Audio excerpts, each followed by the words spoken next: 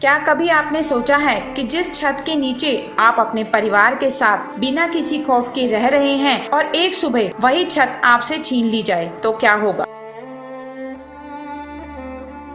ना ही बिजली, ना ही पानी और ना ही सिर ढकने के लिए छत। सोचने की बात है, क्या आप लोग ऐसी जगह पर रह सकते हैं जहां बिजली पानी जैसी कोई भी सुविधा नहीं और तो और सिर ढकने के लिए छत भी नहीं? जी हाँ, इन हालातों में रहने को मजबूर हो गए हैं इस गांव के निवासी, जिनके सपनों के आशियानों पर सुप्रीम कोर्ट के आदेशानुसार प्रशासन द्वारा बुलडोजर फेर दिया गया। नमस्कार, डिजिटल भूमि में मैं पायल आपका स्वागत करती हूँ। फरीदाबाद के सूरजकुंड इलाके में अरावली के पर्वतों में बसे खोरी गांव में बने मकानों को सुप्रीम कोर्ट के आदेश पर तोड़ दिया गया। मकानों को तोड़े जाने के बाद भी यह मामला माननीय सुप्रीम कोर्ट में चल रहा है। सुप्रीम कोर्ट के आदेश पर भले ही खोरी गांव के लोगों का आशियाना उजड़ गया है, लेकिन उस जगह से अभी भी इन लोगों का मोह भंग नहीं हुआ है। अभी भी इन लोगों के मन में एक आस बनी हुई है कि सुप्रीम कोर्ट इनके साथ न्याय करेगी। आज भी हजारों लोग अपने टूटे हुए मकानों के मलबे के ऊपर अस्थायी तौर से तंबू लगाकर अपने परिवार के साथ यहाँ पर रह रहे हैं, जहाँ ना तो पानी की सुविधा है और ना ही बिजली की। इसके बावजूद भी ये लोग यहाँ से हटने को तैयार नहीं, इसी आस के साथ कि सुप्रीम कोर्ट में इनके साथ न्याय होगा।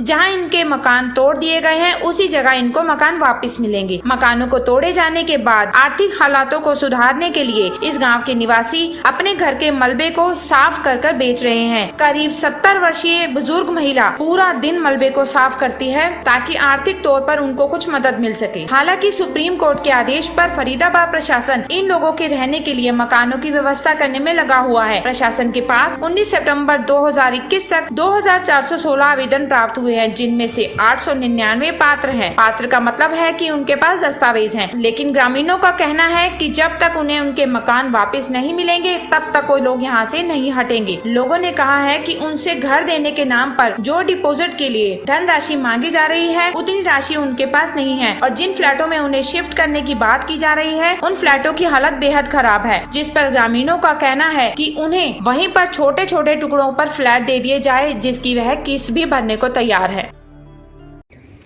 अम्मा, मकान टूट गए हैं लेकिन तंबुओं में रहना पड़ रहा है, क्या वजह है? बेटा कैसे करे, 6000 किराया तो ना दियो जा। अब हम तो बेटा अब के एतवार तक नहीं लाएंगे सामान, नहीं चूल्हो रोटी फोटी सब ही करेंगे। तो अभी कैसे गुजारा किया जा रहा है, कैसे रह रहे हैं? हम बेटा ऐसे रह रहे हैं, एक लड़का मुँह पे तो एक मेरी बहन पे, 6-7 छोरी हैं, 6 बाप हैं, 5 मुँह पे। तो बेटा गुजारा नहीं कर रहे हैं। सब्जी है तो आटो ना है, आटो है तो बेटा सब्जी ना है, ऐसे गुजारा कर रहे हैं। मतलब धूप पड़ रही है, मलबा निकाल रहे हैं मकान का। तो किसी और जगह भी कमरा लिया हुआ है? हाँ, वहाँ लियो बेटा हमने कमरा लकरपुर, यहाँ से उठ के जब टूट गया जब लकरपुर ही लियो। तो कितने समय से रह रहे थे आप लोग यहाँ पे? यहाँ बेटा हमने गई जब कहा के पंजाब को राज हो ना, जब के रह रहे बेटा हम। हरियाणा पंजाब एक हुआ करता? हाँ, जब को ऑस्ट्रेलिया चून खाए करे।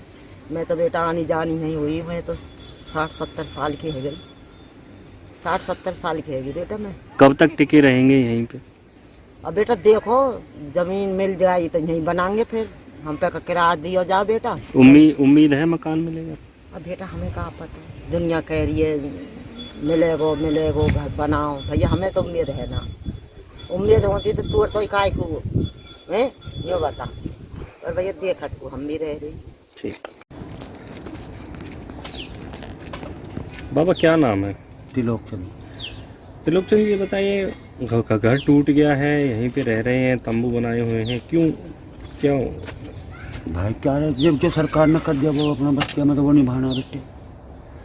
हम तो मारे भी गए, तोड़ भी गए, मारे भी तो हमें बहुत है। तो तंबू बना कर क्यों रह रहे हैं? और काय में रहेंगे बताइए, बता मूंद बारिश आवा कहाँ जाऊँ? तो फिर अब सर्दियाँ आ रही हैं, सर्दी आ रही, इसमें पड़े रहेंगे बेटे, और कहाँ जाएंगे? बालकोन में तो कमरा ले लिया, हम तो यहीं पड़े।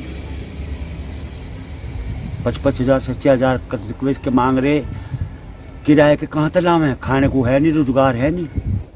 वो रोजगार सब मोदी ने बंद कर ही रखे।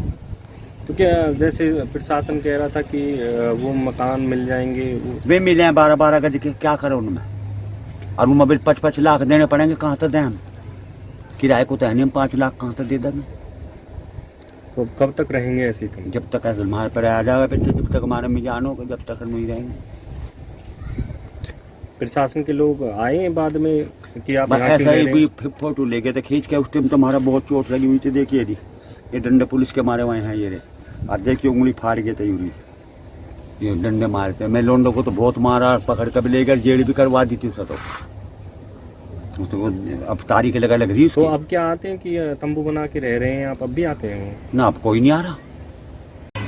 तो भी ये बताइए किस तरह के हालात में रह रहे हैं, तंबू में रह रहे हैं, क्या वजह है?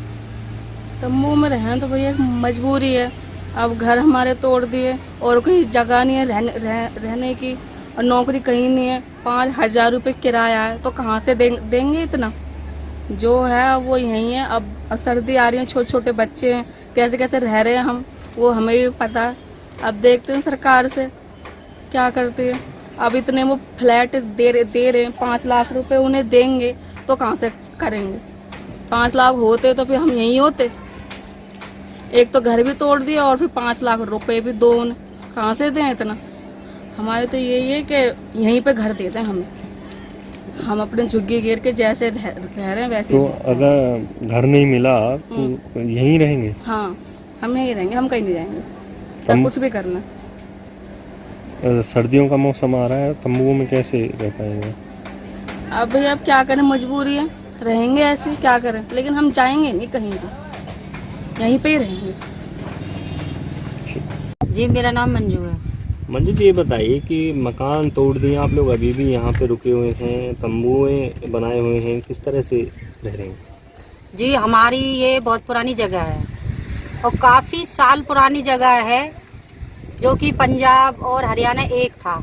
जब से रहने वाले हम लोग हैं, हमारे सास ससुर यहीं ख़त्म हो गए, हमारी तीसरी चौथी पीढ़ी चल चुकी। अब उन लोगों ने, अब इनको वन विभाग दिखाई दे रहा है, लेकिन अब दिखाई दे रहा है, उस दिन से कहाँ चला गया था ये नगर निगम। तो अभी आप तंबुओं में रह रहे हैं, कैसे?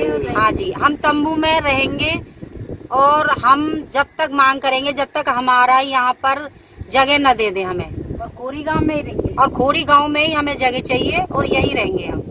तंबू में सारा अपना गुजारा करेंगे।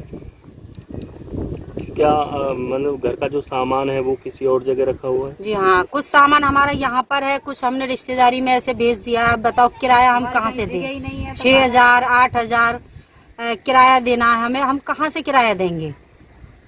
इसलिए हम तंबू में ही रहेंगे जब तक मकान नहीं, जब तक हमें मकान नहीं मिलेगा, जगह नहीं मिलेगी, हम यहीं पर रहेंगे। क्या नाम है जी? सुभाष नाम है। सुभाष जी, ये बताइए कि अब आप किस तरह से रह रहे हैं, किस तरह से गुजर बसर हो रहा है, तंबुओं में रहना पड़ रहा है? देखो जी, फिलहाल तो ये तंबू में रह रहे हैं, आपके सामने है, और मकान वकान तो सब तोड़ ही दिया। और ऐसा है, अब फिलहाल जैसे भी गुजर बसर कर रहे हैं, कुछ सामान भी तोड़ दिया सारा, और थोड़ा बहुत जो बचा हुआ उसे अपना उसमें रेंट पे कमरा ले रखा है, उसमें पड़ा है। बाकी यहीं पे रहते हैं, टेंट वेंट में डाल के, जैसे तंबू पड़ा है। तो क्यों रह रहे हैं, वजह क्या है? जब मकान वजह तो... देखो सर, उम्मीद करते हैं अगर सरकार कुछ बसा दे, यहीं बसा दे, या फिर कहीं देना चाहती तो कहीं सही जगह दे।